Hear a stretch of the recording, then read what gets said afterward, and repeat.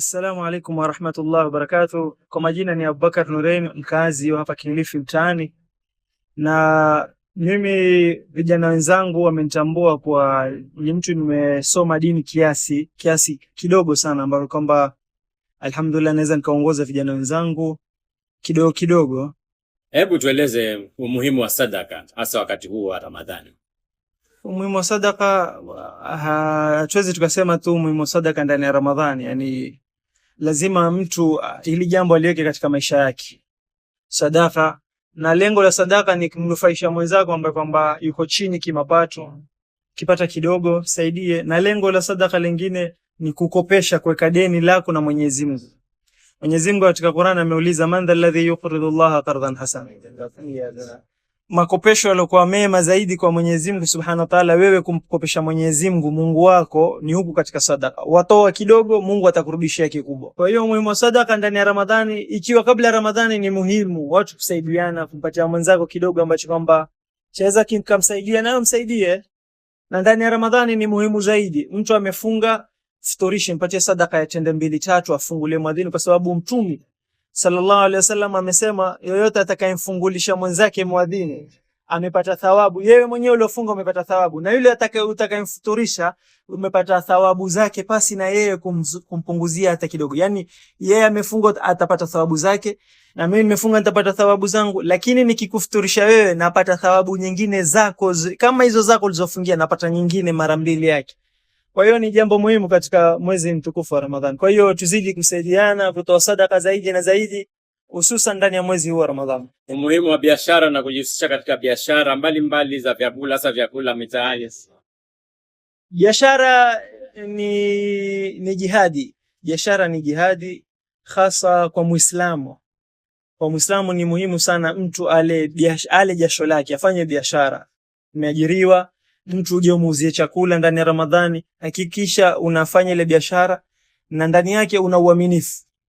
Biashara yako mwenyewe, fanya bidii, ule jasho lako la halali, usile mali za watu, usidhulumu watu, kwa sababu Mwenyezi Mungu Subhanahu wa Ta'ala shatwambia tuleni matumo ambayo kwamba ni halal, kulu min tayyibati ma razaqnakum, kuleni mambo ambayo kwamba yamehalalishwa kwenu nyinyi, tena mazuri, kwa sababu Mwenyezi Mungu ni mzuri, hatutakia sisi mazuri, na sisi lazima tumfanyie mazuri. Na kufanya biashara kwa Muislamu ni jambo muhimu sana. Nikwambie, kuna hadithi ya Mtume sallallahu alayhi wasallam aliyopokelea Abu Hurairah radhiallahu anhu, asema la an ya'khudha ahadukum hablahu, yoyote atakayechukua, mtu yoyote kati yenu akachukua kamba yake akaenda misituni, akaenda vichakani, akachanja kuni, kisha akajitweka maungoni, fayahtatiba, akajiteka maungoni, akaenda kauza zile kuni. Yani hapa Mungu yazungumzia amali ambayo kwamba ni duni. Leo mimi mtu akiona nauza kuni ni kazi ya kudharaulika. Sasa Mtume asema uuze hizo kuni, kazi ambayo kwamba yadharaulika, kisha ukaenda ukaziuza ukapata halali yako, ukatumia jasho lako ukauza ukapata halali yako. Asema Mtume sallallahu alaihi wasallam, khairul lahu min an yas'ali nas a'tahu amanahu, ni bora kuliko yule ambaye kwamba ataomba, bwana naomba na mishi 20, naomba mishi 10, upewe usipewe. Umeshindwa na yule ambaye kwamba atauza hata kama ni kitu kiduni, lakini kwa siku amepata halali yake na jasho lake amelila la halali, ni bora kulipo yule muombaji omba kila siku.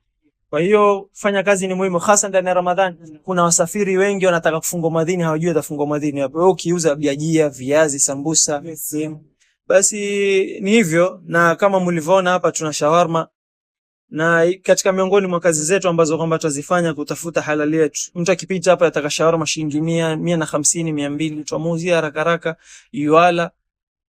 Na ndio hivyo, biashara ni muhimu hasa kwa Uislamu. Kwa hiyo vijana wenzangu, wafanye bidii. Mwisho, watu uko msikitini, ya mawaidha yanatolewa, ama ni Juma ile, unaona mtu anasinzia. Hii usingizi wa ghafla unatokana na nini ule? Mimi naweza kusema, alafu mtu akitoka hapo akaenda halali, lakini akiwa hapo msikitini na kule kulala msikitini, mimi nitasema ni mmoja kati ya matatu.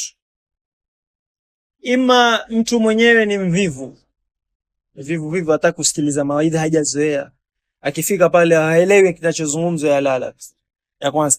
Ya pili, ima amekuja msikitini maskini amechoka, amefanya makazi amechoka, afika pale hana otherwise, yusikiliza mara usingizi umemchukua. Na jambo la tatu, ima pengine mzungumzaji anayezungumza hajui azungumza nini. Mimi pia nitalala. Nikiwa wazungumza hujui azungumza nini, mimi pia nitalala.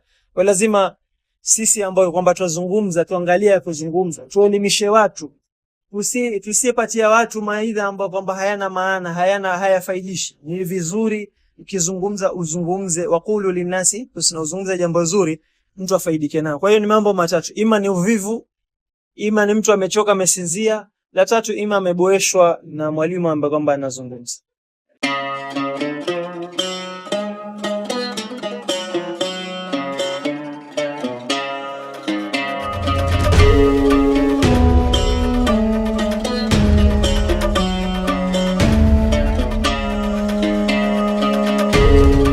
Coco FM, ladha ya Pwani.